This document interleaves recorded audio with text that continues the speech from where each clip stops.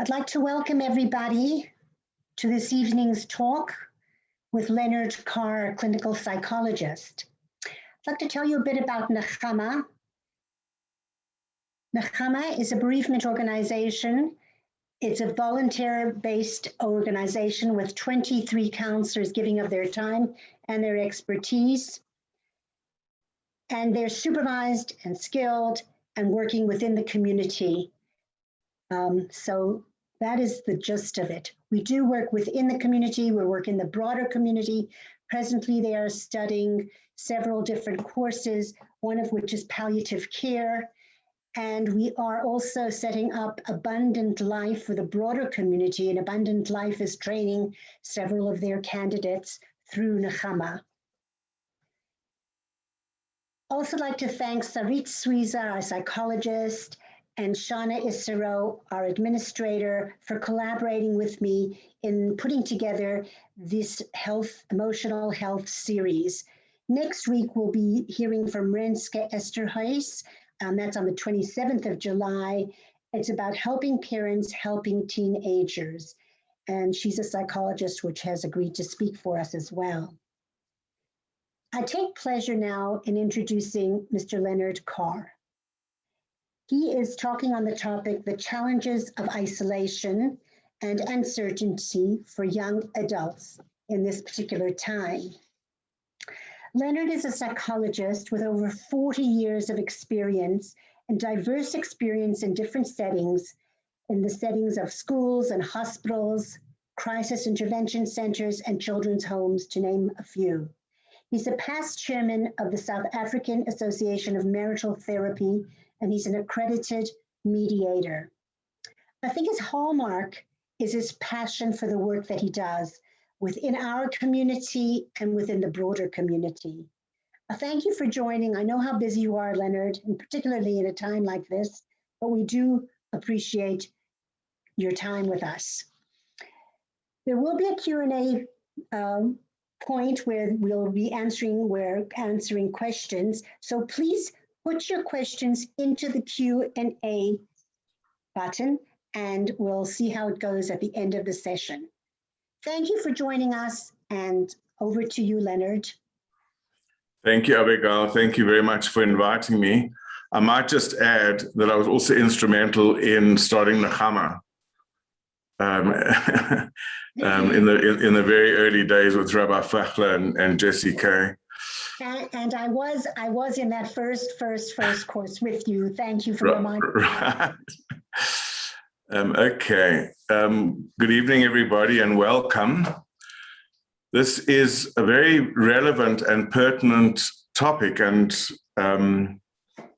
I take my hat off to the people who realized that this is a very important subject and actually an important age group to address, because other than older people living on their own, I think this age group between about 18 and 25 is probably the age group that has been most challenged and most impacted by COVID and the lockdown.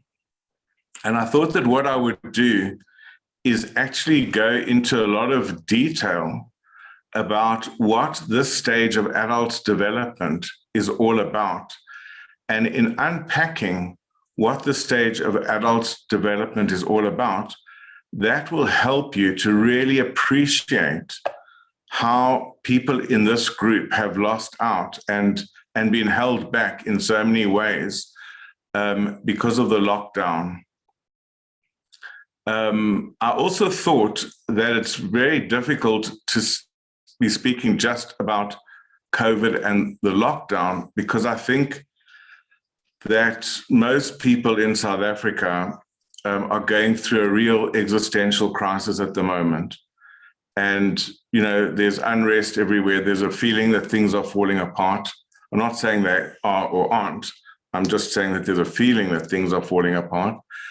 And I think that, you know, between lockdown, the Zondo Commission and state capture, and now what's been happening in the last week, I'm sure that everybody is rattled if not to their core, definitely stressed and affected by it and thinking about it. And that's also particularly relevant to this group who are busy launching their lives. That's what the stage of development is about. So I'm not going to address that directly, but I want to make that part of the discussion. And if people want to talk about it or ask questions later, I think it's something that we should bear in mind and address. So as I said, this stage of late adolescence, early adulthood is a distinct stage of adult development. People think that only children have developmental stages, infancy, Erikson stages of development, toddlerhood, puberty, etc. But actually there are adult stages of development, and these are very relevant and significant, and they all have their distinct challenges and tasks that have to be mastered and challenges that have to be overcome. And this distinct phase has been described as emerging adulthood. This is the stage of emerging adulthood. It was described by Jeffrey Jensen Arnett, and he coined the term in a book, Emerging Adulthood, The Winding Road from the Teens Through the 20s. So let's say that this age bracket is really the age bracket of people who have left school and into their mid-20s, more or less. It's a time of life where very little is normative. If you think of marriage, for example, or careers, there's a kind of a structure. There's set expectations. There's a process that everyone more or less follows the same process.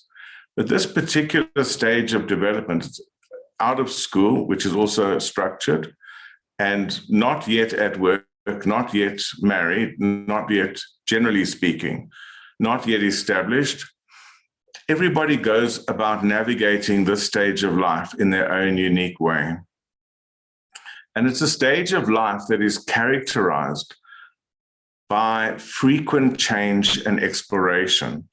And that, of course, has been one of the drawbacks of lockdown and people being so restricted in their ability to move around and to socialize and to mix and to even, be on campuses, etc. So one could say that this is the stage where people are, in a sense, rediscovering life from a new and increasingly adult perspective. And this perspective obviously influences their perspective of home, family, work, resources, identity, and roles. The process of becoming an adult is far more gradual and varied today than it was in the past. And I think actually one of the things that is missing for me in a lot of education, be it music education or philosophy or psychology, and certainly things like marriage, is that people don't take the historical context into account. People tend to think that the way things are the way they've always been. But actually, if you think about it,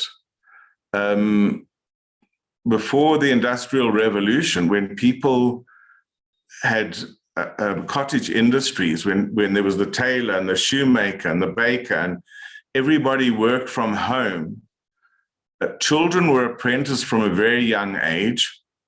Their career was basically learning their father's trade and going into their father's business. And so they could get married by early to middle adolescence and start having children because they're already self-sufficient. And that's not as long ago as it seems. So over the past few decades, people have been taking longer to achieve economic and psychological autonomy. People are going to university. People are staying at school a long time. People are taking time to get into relationships and get married. It's not like it used to be, where marriages were arranged and there was limited options and people got married young and started their lives young. They also happen to die young, but that's a separate issue. So what is emerging adulthood?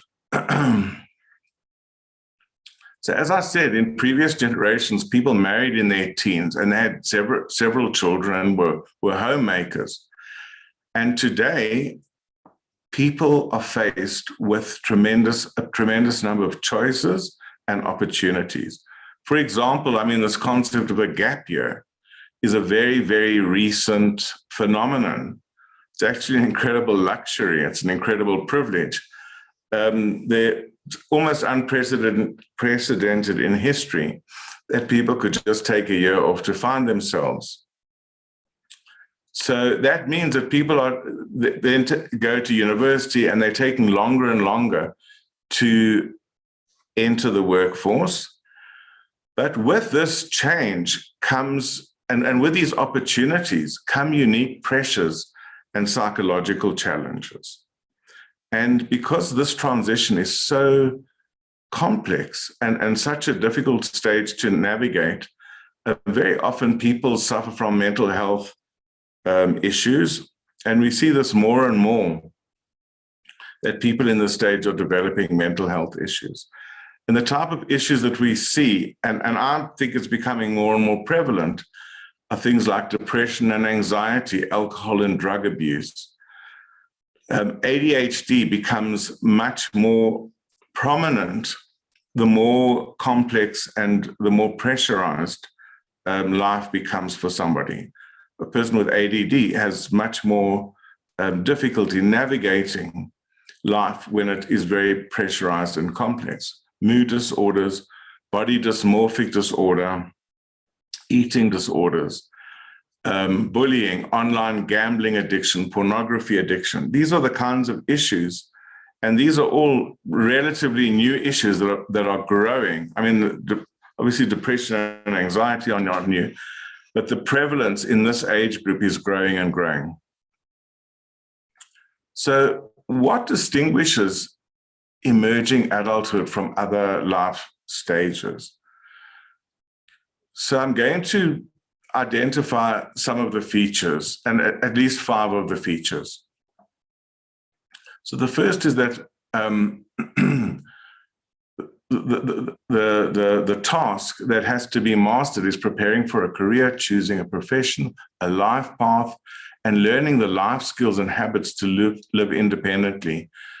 And these are all part of becoming a successful adult. And again, to refer back to the past, think of how different it would have been when people were living in extended family networks, all working together, all supporting each other.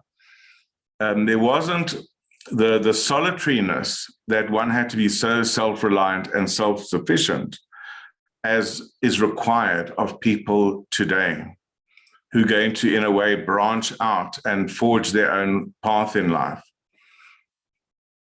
in contrast to how it was many years ago. So the question is then, when does adolescence and adulthood begin? When does adolescence end and adulthood begin? Because what you can see from what I've said up to now, that adolescence itself is a kind of social construct. When people were starting to work, like in Victorian times at 5 years old and dressed like adults, and people were getting married in what today we consider to be adolescence, they were already taking on adult roles as soon as they could possibly function within those roles. So adolescence is really a 20th century and particularly late 20th century phenomenon. So when do people transition from dependency to responsibility? And this involves 5 primary features.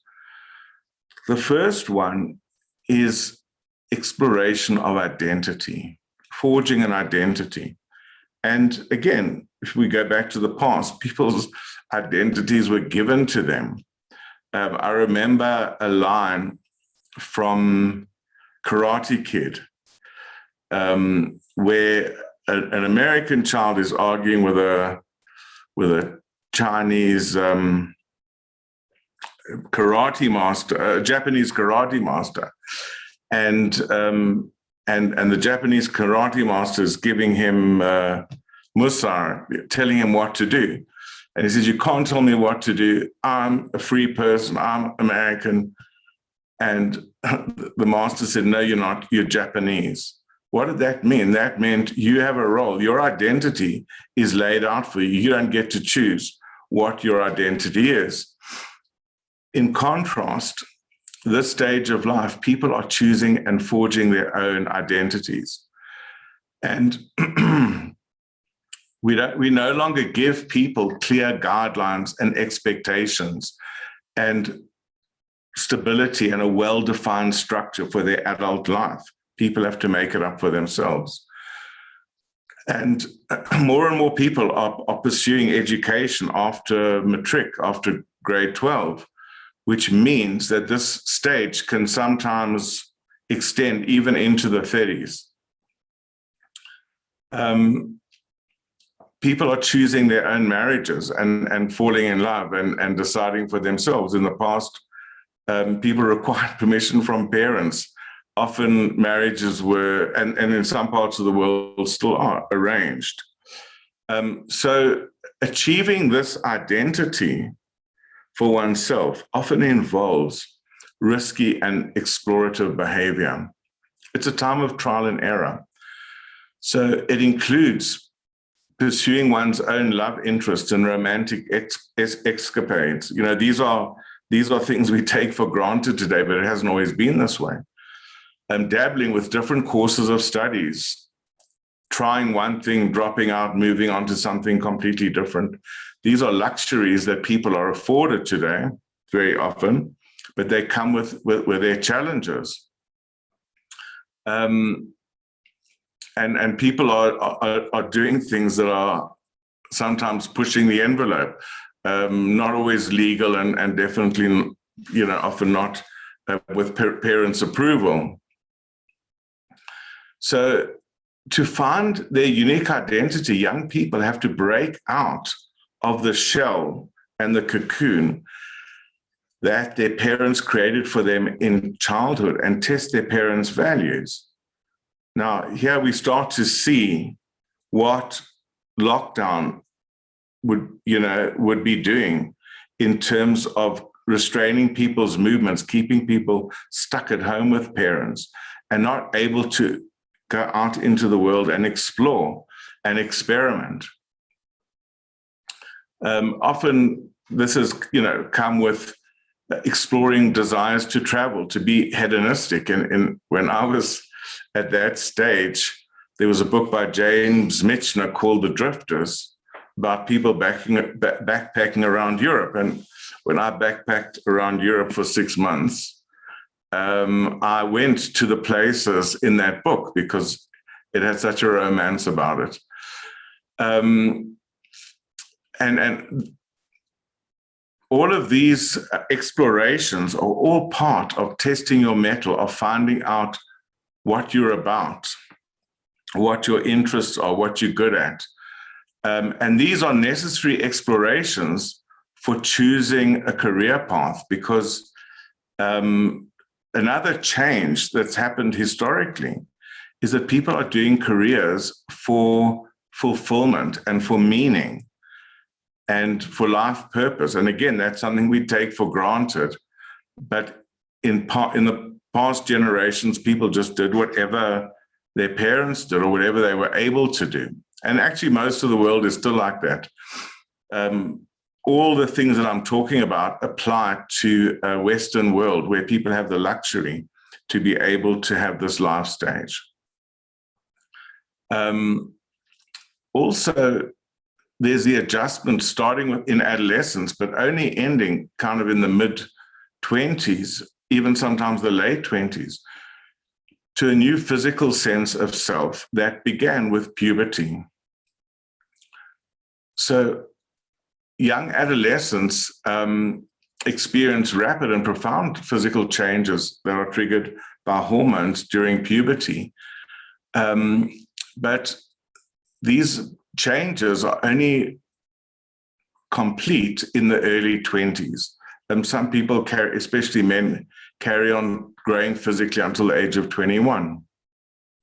And so with these changes, there's also hopefully a greater acceptance of physical appearance, but often doubts and issues with physical appearance. And that's where things like body dysmorphic syndrome come in. Now, again, I just want to emphasize that all of these stages of development that I'm talking about, all of these tasks happen with other people, happen within a social context, and are held back if a person is isolated and unable to be exploring the world and exploring these issues. So this is part of this is also adjusting to a sexually maturing body and sexual feelings, and developing a more adult relationship with one's sexual feelings. And so part of the changes that people go through includes adapting and establishing a sense of sexual identity. Who am I as a sexual person? And this includes incorporating a sense of one's masculinity or femininity into one's personal identity, establishing values around sexual behavior, and developing the skills for romantic relationships. And this is really important because another challenge today, especially with the isolation of the nuclear family and couples being much more aligned in each other to play multiple roles than they would have been if they were living in an extended family, means that the skills for relationships have to be far more sophisticated than they used to be. If one thinks, if you're living in an extended family where all the women were supporting each other, all the men were working together and hanging out together, and there wasn't the reliance of the two people in a couple on each other to be best friend, therapist, confidant, support, etc. And unfortunately, I think this is a side issue, but a lot of the reason for the breakdown of marriage today is that the requirements of a healthy marriage are just way beyond what most people can live up to in terms of their skills. So people at this stage are starting to become concerned with serious relationships and their potential for emotional and physical intimacy. And so the kinds of questions that come up are, what kind of person am I? What kind of person would suit me best as a partner? And serious intimate relationships start to develop. And ideas like love and fidelity and lifelong commitment, which most people consider important for successful relationships, are the kinds of issues that have to start being explored and understood at this stage to lay the foundation for building a family. The next task that characterizes this stage is defining a personal sense of identity. So adolescents move from identifying themselves as an extension of their parents, like they were in their childhood, to recognizing their own uniqueness and separating from their parents. And this is why there's often a lot of conflict at this time, and parents get very offended or they take it very personally. But actually, the parents are really, in a sense, providing a counterfoil against which the emerging adult can test out their own values, their own outlook, by pushing against their parents.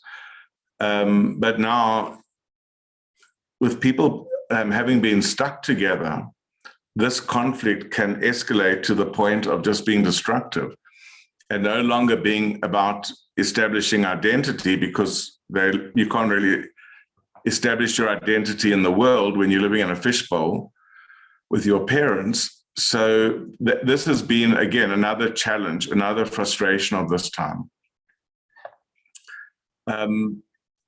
So establishing this personal sense of identity is developing a sense of oneself as an individual and as a person connected to valuable people and groups.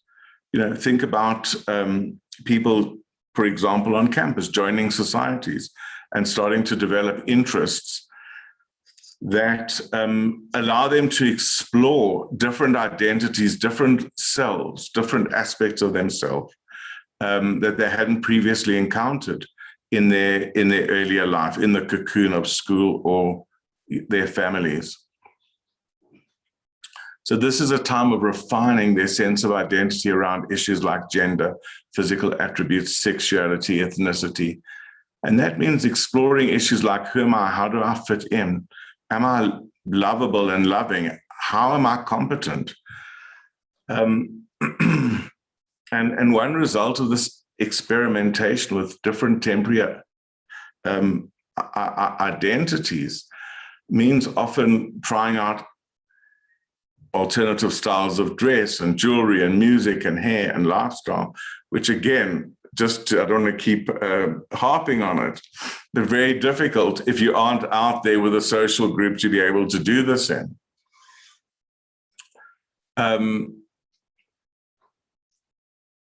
So it's often very difficult and challenging to identify who one's true self is when you're living in a world where there's seeming contradictions between how you feel and behave in different situations, and also not having developed fully adult thinking and reasoning to find out where one stands with different situations, different values, different ideals, when you're kind of caught between diverse levels of thought and understanding. So this is a time also, the next aspect that I want to highlight about this stage is developing a more complex understanding of moral behavior and underlying principles of justice. I always think of Winston Churchill. He said that if you're under 25 and you're not a liberal, you haven't got a heart. And if you're over 25 and not a conservative, then you haven't got a brain. So I'm not saying that's right or wrong. I'm just illustrating that this is a time of exploring moral questions that come up, and people feel very strongly about it this time because it's new and fresh. And suddenly it's as if a window is open to the world and their eyes are opening up to the bigger world. And this is very complex and overwhelming. And it's a time of questioning and assessing beliefs from childhood and what you grew up with being told, and the ideologies, and to restructure your beliefs into a personal set of values and ideologies, making your religious views and your spiritual values and your personal meaning much more personal, much more unique to yourself, and much less about what you've been told or what was expected of you. And unlike adolescence, this period of emerging adulthood is moving away from values and decisions being influenced by peers to much more self-reliance and self-reference. And it's a time when people are starting to see multiple viewpoints and the value of diversity of people and perspectives, and appreciate that there can be many right answers to a problem. People grow up in a cocoon and they think that the values and ideals and way of approach to life that they were taught is the only way or the best way. And now is a time to discover that the world has many, many facets, and to find yourself within all of that.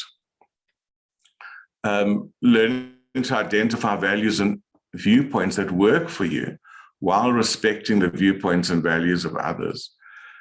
And this means renegotiating relationships with parents and the people in your environment. And this is another point where people become stuck, because it's difficult for parents as well to stop seeing their emerging adult as a child and to start having adult-to-adult relationships and not parent-child relationships. And while a parent still has to fulfill their role, and the emerging adult still wants the parents to fulfill their role, at the same time, especially if they're living together, they need to negotiate boundaries in an adult way and not fall back on what the rules were and the expectations when they were children. So this means negotiating the change in relationship that begins with growing autonomy and trying to balance that with connection. Where does someone's autonomous choice and ability to decide for themselves, especially if they're financially dependent, where does that end and their connection and the responsibilities with connection begin?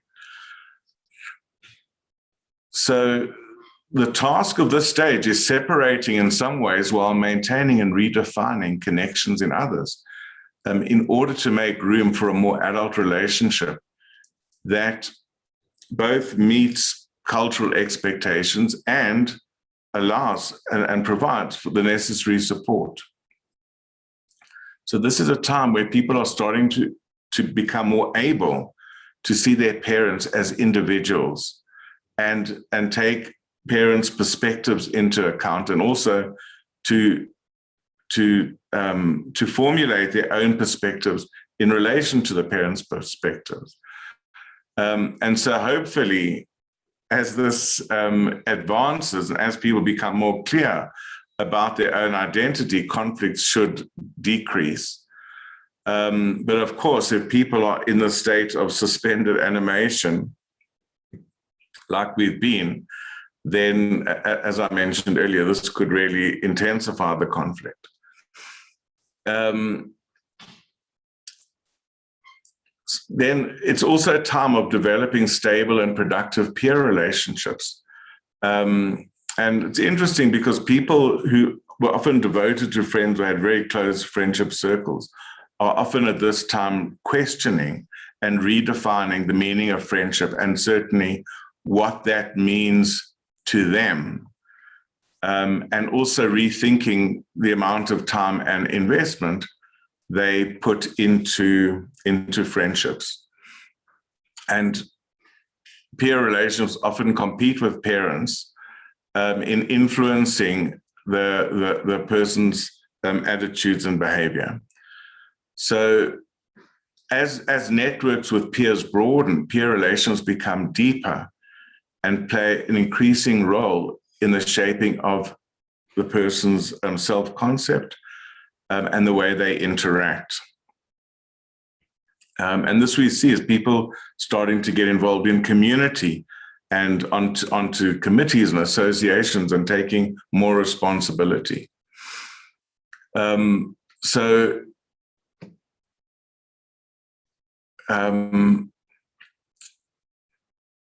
next feature that I want to highlight is trial and error.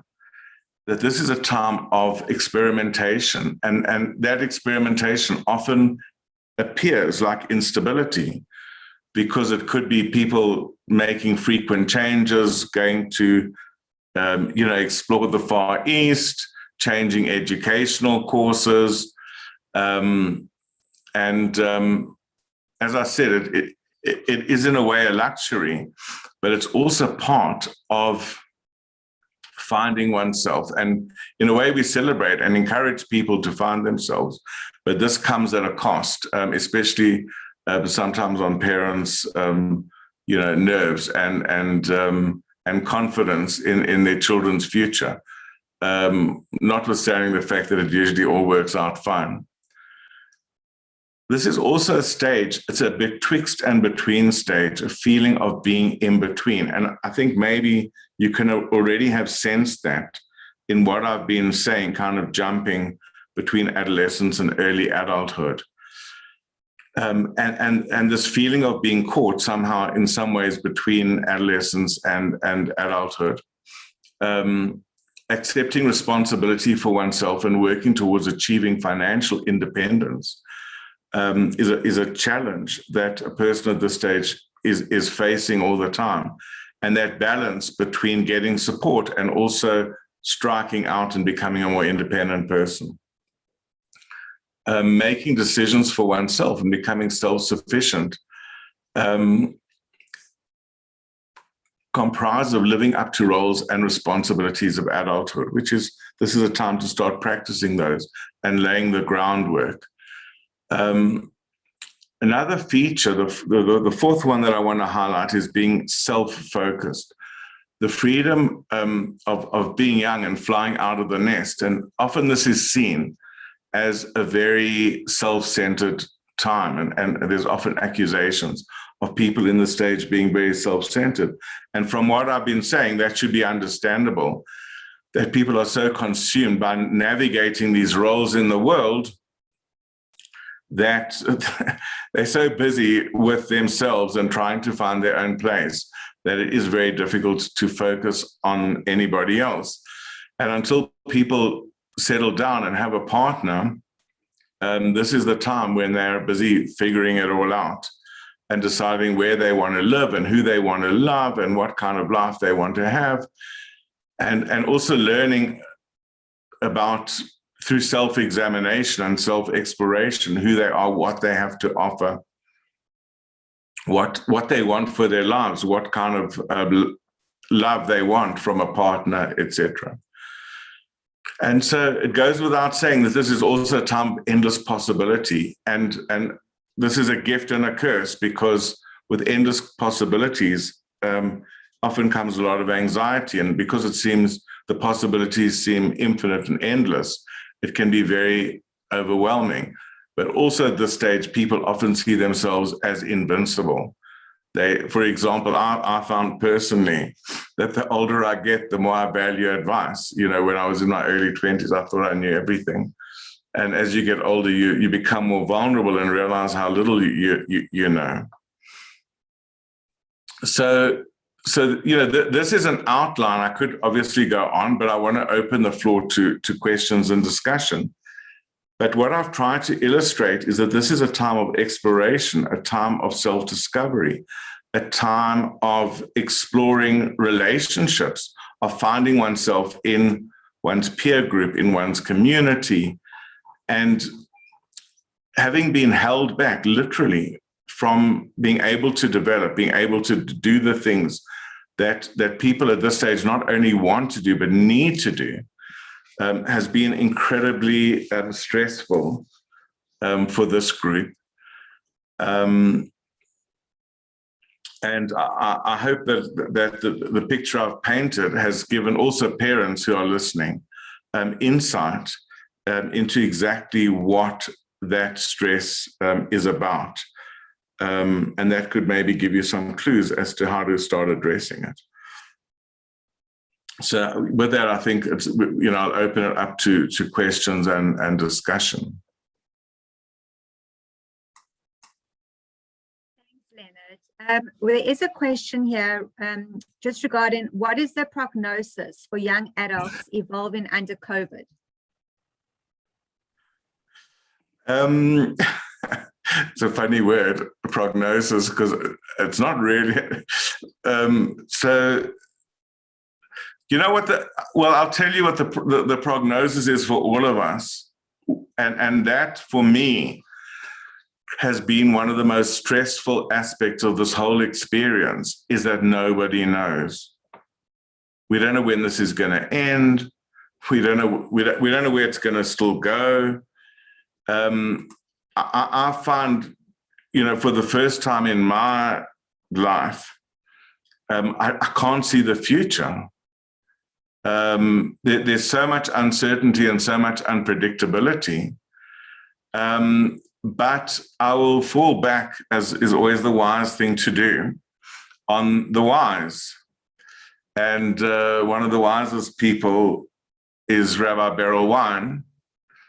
And he said that right early on in this, that the world has gone through disasters and crises many times. And even though it seems terrible at the time, the world always emerges more advanced, more prosperous. And if one looks at how much good, scientifically and in so many ways, how many innovations and strategies and all kinds of resources have developed because of COVID, one can see that there is an implicit gift, and that the world that comes out of COVID will be a world, for example, that's far more prepared for something like this, maybe even able to prevent it or preempt it in a way that we weren't before. And so I think that the outlook, I have to say as a Jew, that the outlook is good, because optimism is part of being Jewish.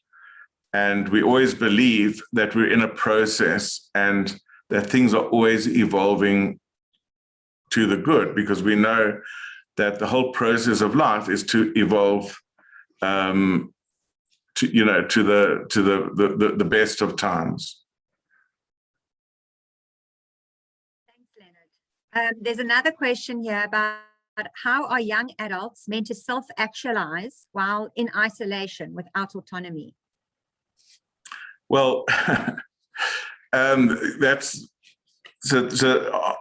obviously everything I said was about that challenge.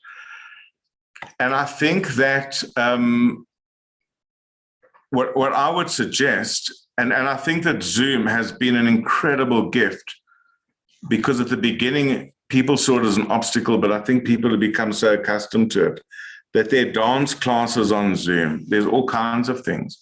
And I think that especially people in this age group are very good with technology, and people have to develop innovative ways to be connected and to have meaningful relationships, because it's another feature of our times and society that people are not developing relationship skills. People are not developing interpersonal skills. And there's often the attitude that, the reason that people are not relating to each other is because they're addicted to social media and devices.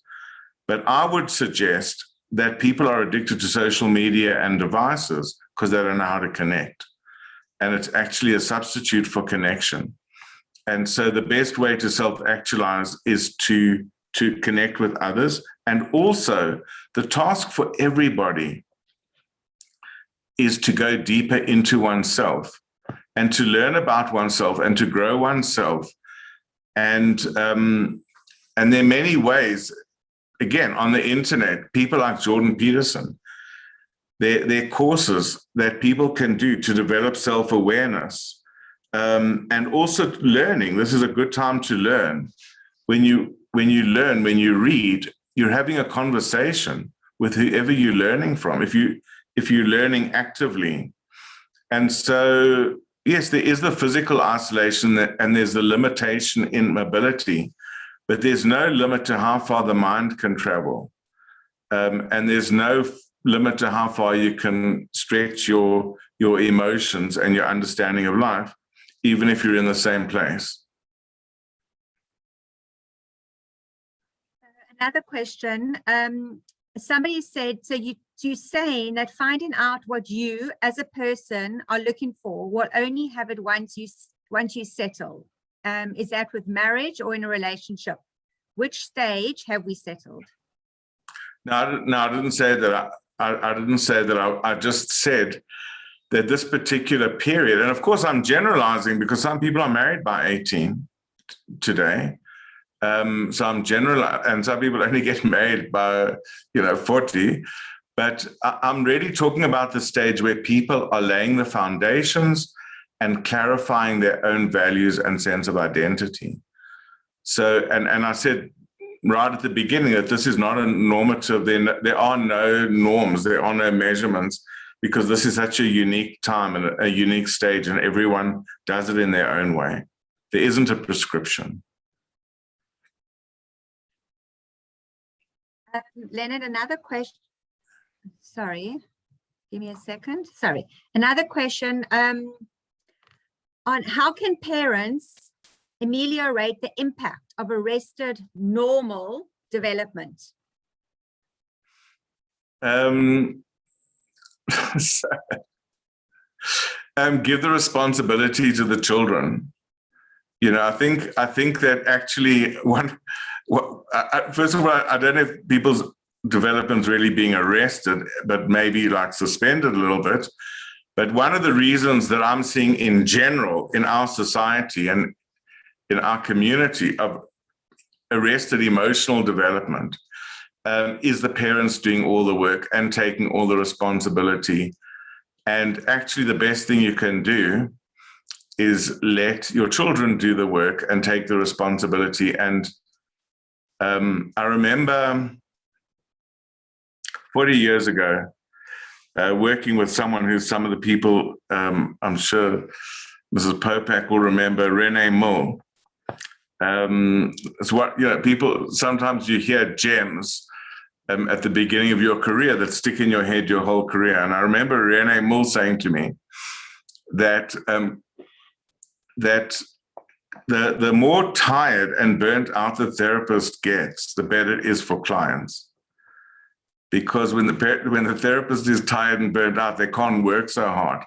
And then the client has to do the work, you know? And that's actually a very profound notion. And it's the same thing for parents. In fact, Donald Winnicott, who was an analyst and a pediatrician, spoke about the good enough mother, which is often misquoted, what that means. But I think with the most profound aspect of it is he said that the good enough mother, which could be in this age group, the good enough parent, is the parent that knows when to fail the child, because it's in the failures of the parent that the child grows. And if parents can fulfill children's every need and wish and lacking, the child will stay stunted in their growth. Leonard, another question. Do you think that lockdown has hindered youth adults' development stages, which may result in some people reaching particular milestones later than usual?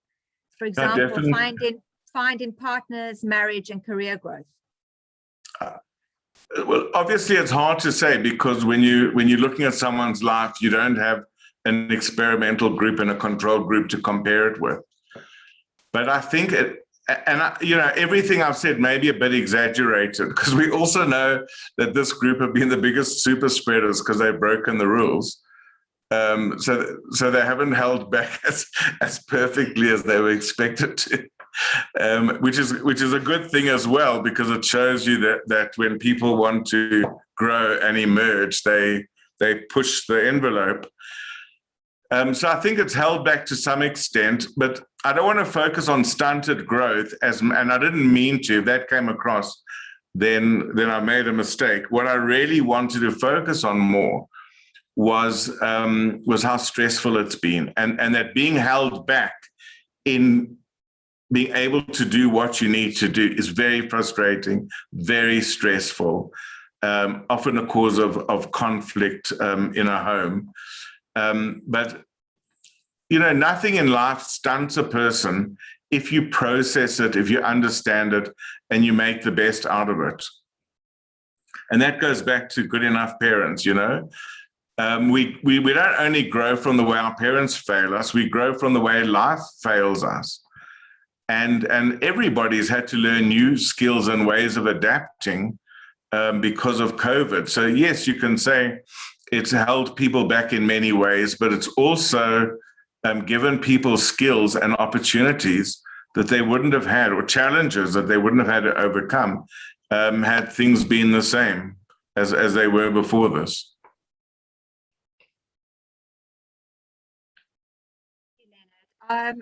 I don't think there are any other questions. Does anybody else have anything to ask? Maybe people want to comment or share, share experiences. If anybody would like to raise their hand, I can unmute you.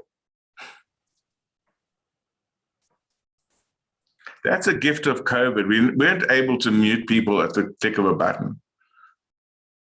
Let me just find them.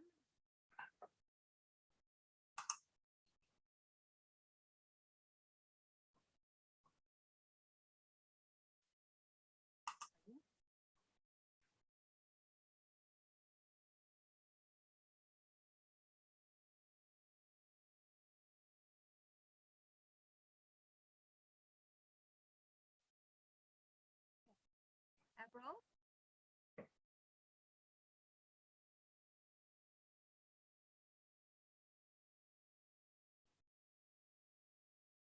Unmute yourself, Avril.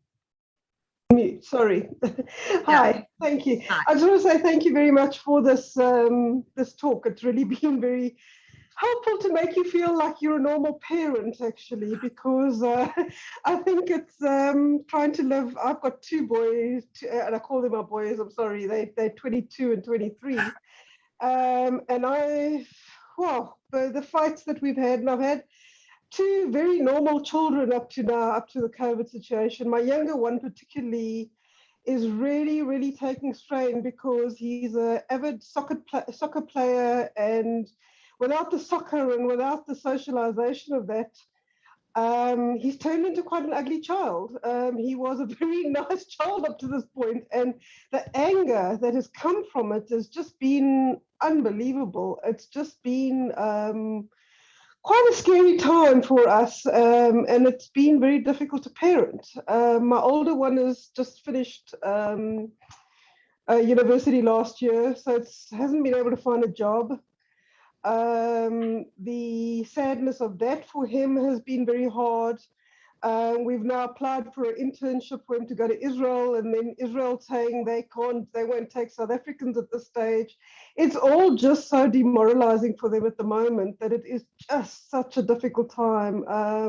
But thank you for, as I say, making us feel more normal, and hopefully, to try and just, when they have these outbursts, to actually listen. Well, I do try and listen, and I do understand it, and I have apologized to them, and unfortunately, my husband's got cancer, so for me, it's been hard. We've had to really restrict them for going out and that kind of thing. So they're really angry with us, and it's just been a very tough time. Really, really has been. Yeah, I think that what you're describing, obviously, your situation's unique, but the kind of dynamics you're talking about are not unique. I think a lot of people have experienced that.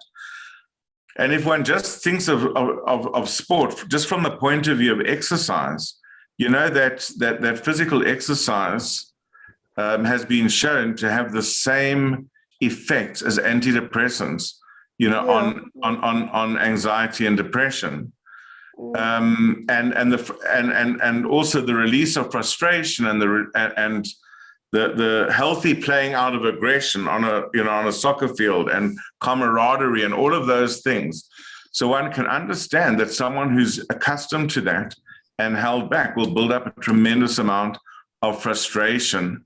And it's very hard to vent your frustration or your resentment towards a virus, or towards the government. So who's someone going to vent all of that to? The people closer to them. And unfortunately, as you're saying, parents bear the brunt of that.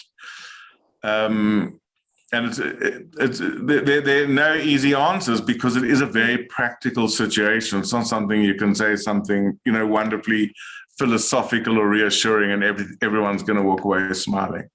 It's something we got to sit out. Yep, that's for sure. Thank you very much. You're welcome. Thank you, Avril. Sheila. Just unmute yourself. Hi. There we go. Hi. I just wanted to say thank you very much as well.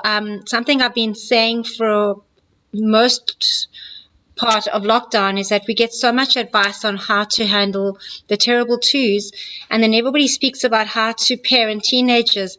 But the big dark mystery that I've discovered is how to parent or be the parent of 20-year-olds. And some of my friends, when I'm brave enough to say I'm struggling, have burst into tears. And I've even phoned like 70-year-old friends of mine and said, "You lied to me." No one talks about parenting this age group, so thank you very much. COVID or no COVID. Yeah, it is a challenging stage. And I think if you're unsure and feeling inadequate and feeling like a failure, it means that you're an engaged, concerned parent, you know? And so take it as a good thing if you've got those feelings, because if you didn't have those feelings, I'd say you're, disengaged and out of touch. And parenting, I found as a parent, parenting in general is a very uncertain enterprise. You know, you do your best, but you never quite know.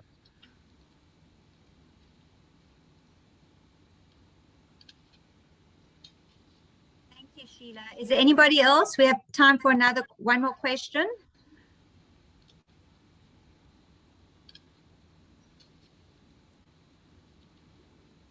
Yeah, I think, Leonard, that's all the questions for this evening. So, Leonard, thank you really so much for sharing your vast knowledge and your expertise with us. We really appreciate it, and we're very privileged to be able to hear from you.